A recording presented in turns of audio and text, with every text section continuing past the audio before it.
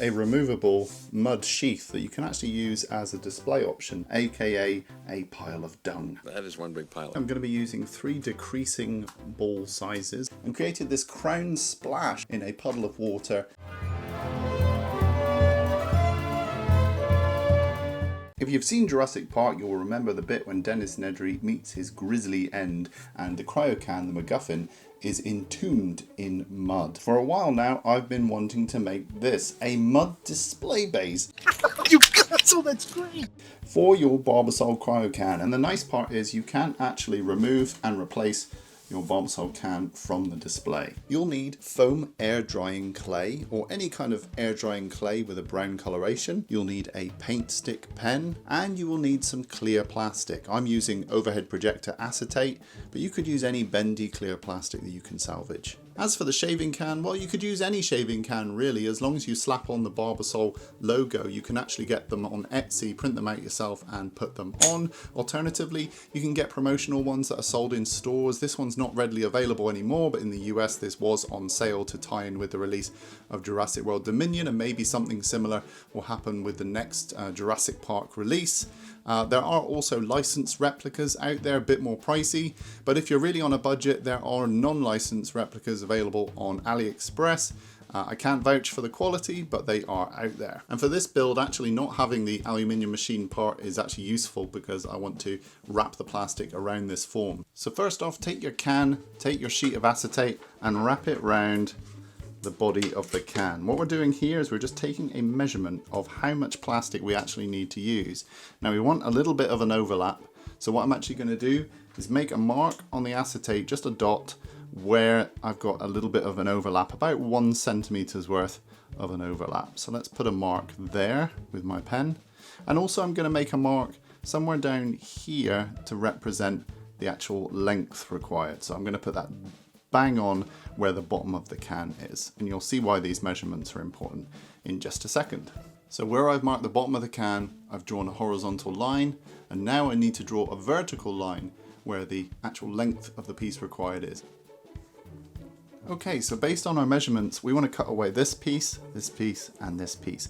This is the piece that we're going to want to be left with and we'll wrap around the can. A rectangular piece of acetate.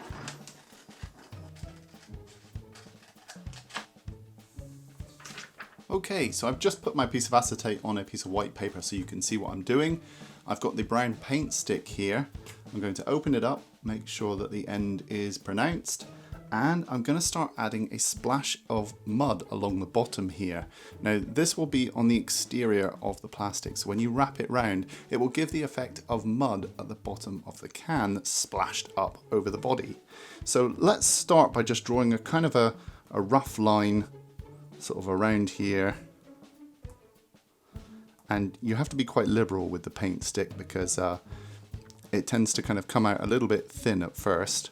If you want to, you can go in with a wooden implement like this one, which I use for sculpting sometimes, and you can go in and scrape away some of the paint stick brown, and that tends to just give the edge of the painted line a bit more breakup.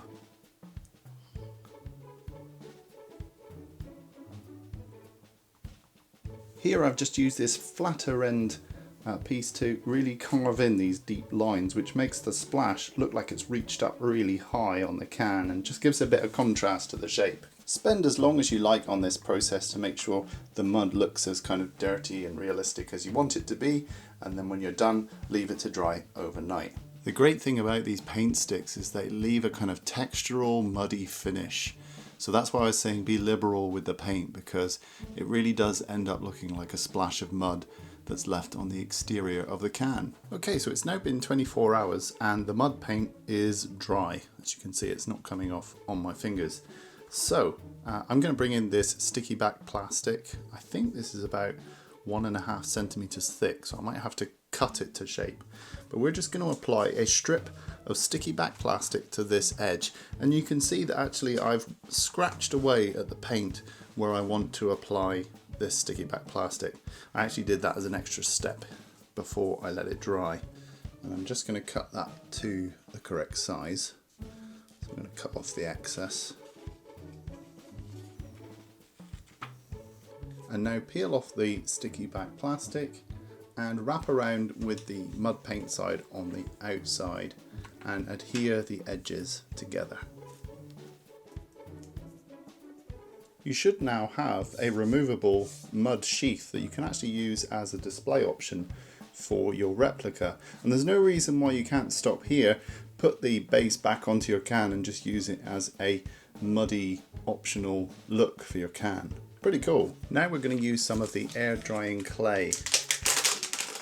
For mine, I'm going to be using 3 decreasing ball sizes of this clay, and that's because I'm going to turn these into mud pancakes that layer on top of each other.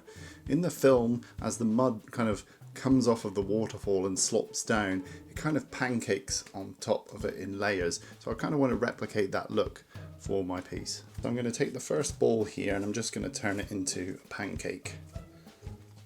And this is going to form the base of the mud splat. And I'm just going to layer that on top. And you can see now that we've got the same sort of appearance as the mud in the film, where it sort of slops on and forms these sort of layers on top of each other. Take the can and plunge it into the foam clay. Now you can have yours at an angle like mine, or you could have it upright. It's really up to you. And we're actually going to leave the can in there overnight to dry. This aerated clay, it dries hard, but it's almost like a dense foam when it's dry, so it's quite lightweight. So here it is, the finished display stand, and I'm going to insert my Barbasol Cryocan into the clear part here at the top. You can see how the finished piece looks. Look at that, absolutely fantastic. Now I have inadvertently also made a Barbasol Cryocan stood in dung. That is one big pile. But that doesn't matter because I know the meaning of this piece and I think it still looks fantastic. Now I did paint the base with the paint stick to tie in the colour that I painted up the sides of the can, and I also gave this a coat of PVA glue. This is optional, but it gives it that sort of glossy clear coat which makes it look like the mud is actually still wet, and I think that looks absolutely fantastic. Here's a close-up look at the detail present in the mud. It's really got a nice realistic look to it. And you can get really creative with this idea. Here are 2 more examples that I've created. First off, I've taken my Barbasol Dominion can and created this crown splash that makes it look like I've just placed this can in a puddle of water and the splash has burst up around the base. To help the crown appear wet, I painted it with PVA glue and let that dry clear. And I also added a little clear rod to add this suspended droplet breaking away from the crown, which just adds this little bit of intrigue to the base. And then I've also taken Dennis Nedry's ID card here. This came with the Ultimate Visual History book, and I've just wrapped it in some clear plastic, placed it in this mud base and added a blood drip to indicate that he's met his grisly end. I don't know if you can see it, but I've also added some little raindrops with some clear PVA glue as well. So you can really go to town on this idea and create loads of different mud bases, remnants of Jurassic Park. So there we have it, the Barbasol mud display base, aka a pile of dung. You will remember to wash your hands before you eat anything. I hope you enjoyed today's video. Do send a picture if you end up doing this build. I'd love to see what you come up with, and in the meantime, rate, comment and subscribe, and I'll see you in the next video.